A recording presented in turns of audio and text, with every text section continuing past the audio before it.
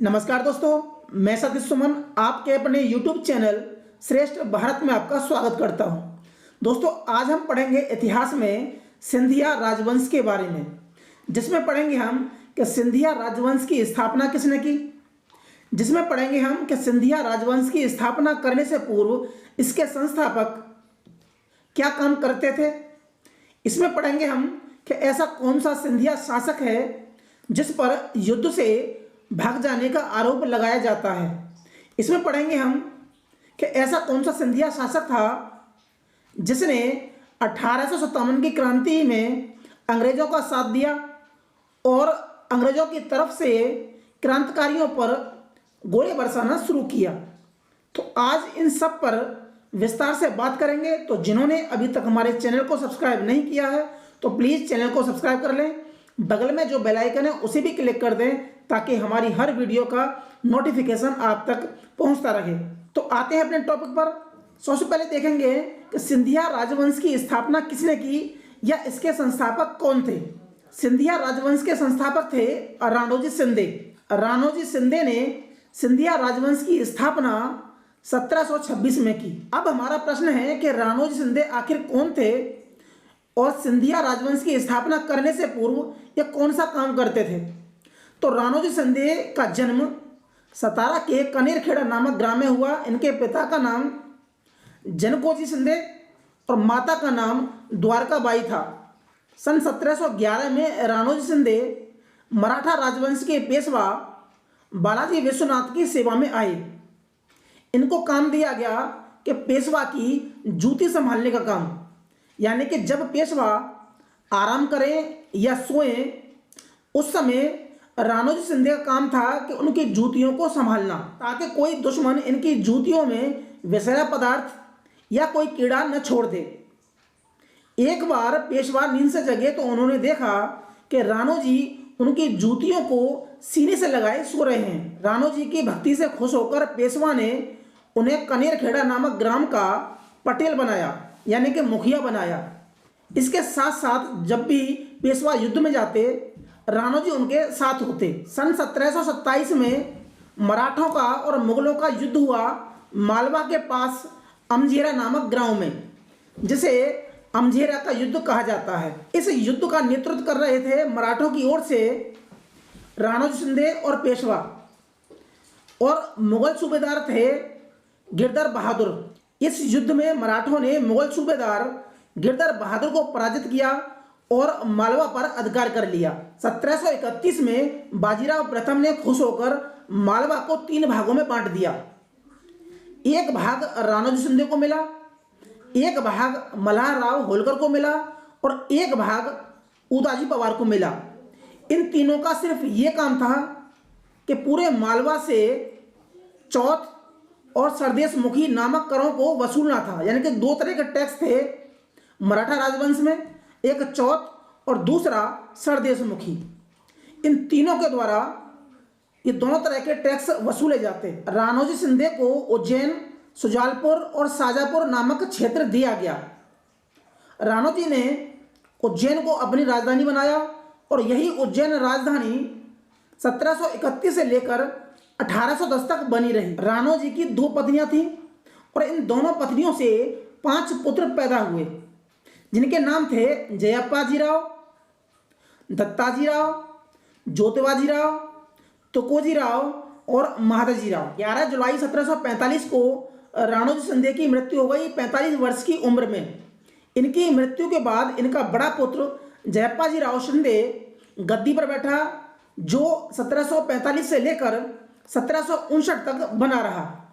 1759 में नागौर के युद्ध में उनकी मृत्यु हुई, जब जोधपुर के शासक राम सिंह और विजय सिंह में उत्तराधिकार को लेकर युद्ध चल रहा था।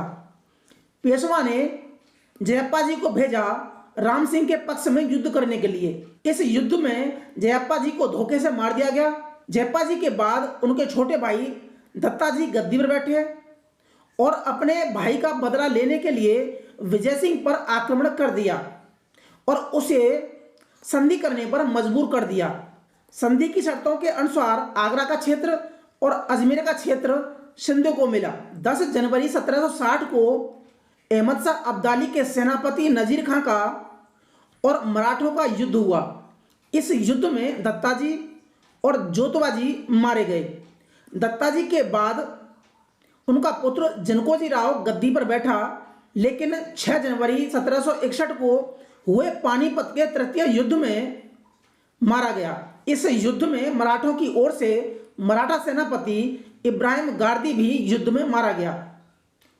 राणोजी के 5वें पुत्र महादजी भी इस युद्ध में घायल हुए, जिनको मुसलमान भिस्ती राणे खां द्वारा सुरक्षित स्थान पर ले जाया गया और इनकी जान बचाई गई। यहाँ पर ध्यान देने योग्य बात यह है कि मराठों की सेना में 2 मुस्लिम सेनापति थे, इब्राहिम गारदी और राणे खां। और उधर थोड़ी देर पहले हमने देखा कि मुगल सेना के सूबेदार गिरधर बहादुर के बारे में हम पीछे पढ़ चुके हैं। तो इससे निष्कर्ष निकलता है कि मुगल सेना में भी मुसलमान थे और हिंदू थे, और इधर मराठों की सेना में हिंदू भी थे और मुसलमान भी थे। भले ही सिंधिया राजवंश का संस्थापक राणोजी शिंदे को माना जाता है, लेकिन सिंधिया राजवंश का वास्तविक विस्तारक महादजी सिंधिया को माना जाता है। महादजी सिंधिया ने 1765 में गोहद के जाट सरदार लोकेंद्र सिंह जाट को हराया और उससे ग्वालियर का किला जीता। इसके बाद लोकेंद्र सिंह जाट अंग्रेजों से मिल जाता है। 3 अगस्त 1780 को लोकेंद्र सिंह जाट और अंग्रेज जनरल पोफम के नेतृत्व में ग्वालियर पर आक्रमण किया गया, जिसमें महादजी सिंधिया की हार हुई और अंग्रेजों द्वारा ग्वालियर के किले पर अधिकार कर लिया गया। 13 अक्टूबर 1781 को महादजी सिंधिया और अंग्रेज अधिकारी कर्नल म्योर के मध्य समझौता हुआ और समझौते के अनुसार ग्वालियर का किला लोकेंद्र सिंह जाट को मिल जाता है। अंग्रेजों और महादजी सिंधिया के मध्य हुई 17 मई 1782 की संधि के अनुसार महादजी सिंधिया को वो सब मिल जाता है जो पहले अंग्रेजों के अधिकार में चला गया था। इस संधि के बाद महादजी सिंधिया अब पेशवा का ताबेदार न होकर एक महाराजा बन जाता है। महादजी सिंधिया की मृत्यु पूना के पास वानवाड़ी में 12 फरवरी 1794 को हो जाती है। उनके कोई पुत्र नहीं था, इसलिए उन्होंने अपने भाई तुकोजी के पुत्र दौलत राव को गोद लिया। इसके बाद दौलत राव 1794 से लेकर 2827 तक गद्दी पर बने रहे। दौलत राव ने 1810 में 1731 से चली आ रही थी राजधानी उज्जैन को बदलकर ग्वालियर स्थानांतरित कर दिया। इसी के समय में अंग्रेजों से 1802 में बेसिन की संधि, अंजनगांव की संधि और लासबाड़े की संधि हुई। इस संधि के परिणाम स्वरूप सिंधिया राजवंश की जो सम्मान था वो मिट्टी में मिल जाता है। हालांकि 1805 की संधि में जो ग्वालियर का किला लोकेंद्र सिंह जाट पर था वो अब दौलत राव को मिल जाता है। दौलत राव की मृत्यु 21 मार्च 1827 को हो जाती है। इनके बाद नाबालिग जनकोजी राव को राजा बनाया जाता है, लेकिन जल्द ही उनकी भी मृत्यु हो जाती है। लेकिन उनकी कोई संतान नहीं थी क्योंकि वो उस समय नाबालिग थे। तो राज परिवार के ही एक संबंधी हनुमंत राव के पुत्र भागीरथ राव को जाजीराव नाम से उनका राज्याभिषेक होता है और गद्दी में बैठते हैं। जाजीराव को यह राजगद्दी 1843 में मिली। यह वही शासक थे जिनके समय में 1857 की क्रांति हुई। यह वही शासक थे जिन्होंने क्रांतिकारियों का साथ न देकर अंग्रेजों का साथ दिया और इनके माथे पर एक गद्दारी का दाग लग जाता है। इनका शासन 1843 से लेकर 1886 तक रहता है। इन्हीं के शासनकाल में थे एक खजांची जिनका नाम था अमरचंद बांठिया। अमरचंद बांठिया ने खजाने की चाबी और कुछ धनराशि झांसी की रानी को दे दिया। इससे खफा होकर अंग्रेजों ने खजांची अमरचंद बांठिया को ग्वालियर बाजार में फांसी से लटका दिया। जाजीराव के बचाव में कुछ लोगों का मानना है कि अमरचंद बांठिया ने सिंधिया के कहने पर ही खजाने की चाबी लक्ष्मीबाई को दी, लेकिन यह तर्क बिल्कुल निराधार है, क्योंकि अगर जाजीराव क्रांतिकारियों का साथ दे रहे थे या झांसी की रानी का साथ दे रहे थे तो उन्होंने अंग्रेजों का साथ क्यों दिया, उन्होंने क्रांतिकारियों पर हमले क्यों किए और खुद तोप से गोले बरसाए क्रांतिकारियों पर जाजीराव ने।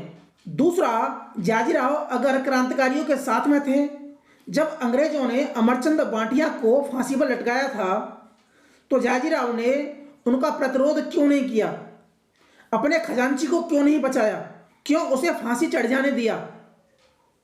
तो यह तर्क बिल्कुल निराधार है कि जाजीराव सिंधिया ने क्रांतिकारियों का साथ दिया, बल्कि सत्य यह है कि जाजीराव ने खुलकर अंग्रेजों का साथ दिया और इसका इनाम अंग्रेजों ने खूब दिया, खूब उसे माल दिया। 1 जून 1858 को क्रांतिकारियों ने ग्वालियर किले पर हमला किया। कुछ समय तो जाजीराव ने उनका मुकाबला किया, खुद तोप में आग लगाकर उन पर गोले बरसाए, लेकिन जब देखा क्रांतिकारी भारी पड़ रहे हैं तो वह अपनी जान बचाकर आगरा भाग गया। इस घटना के बाद सिंधिया राजवंश पर गद्दारी का दाग लग जाता है।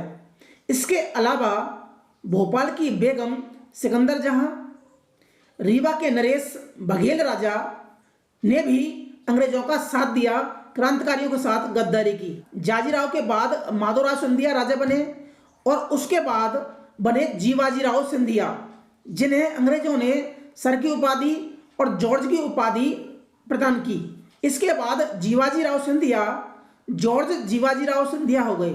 जब भारत को 1947 में आज़ादी मिली उस समय सिंधिया राजवंश के जॉर्ज जीवाजीराव सिंधिया ही थे। इनकी मृत्यु 1961 में हो जाती है। इनकी पत्नी थी विजय राजे सिंधिया जो भाजपा से सांसद बनती हैं। जीवाजीराव सिंधिया और विजय राजे की 4 संतानें थीं। एक पुत्र थे जिनका नाम था माधवराव सिंधिया, 3 पुत्रियां थीं जिनमें एक थी वसुंधरा राजे सिंधिया, दूसरी थी यशोधरा सिंधिया और तीसरी थी ऊषा राजे सिंधिया। माधवराव सिंधिया कांग्रेस से सांसद बनते हैं और मंत्री भी रहते हैं, जिनकी मृत्यु 30 सितंबर 2001 में प्लेन दुर्घटना के दौरान हो जाती है। वसुंधरा और यशोधरा दोनों ही भाजपा से सांसद बनती हैं। माधवराव सिंधिया के पुत्र हैं ज्योतिरादित्य सिंधिया जो पहले वर्षों तक कांग्रेस में बने रहे और फिलहाल में भाजपा से सांसद हैं। और ज्योतिरादित्य सिंधिया के एक पुत्र हैं जिनका नाम है आर्यमन सिंधिया। आज पढ़ा हमने सिंधिया राजवंश के बारे में। तो आज की वीडियो में सिर्फ इतना ही। मिलते हैं हम अगली वीडियो में, तब तक के लिए नमस्कार।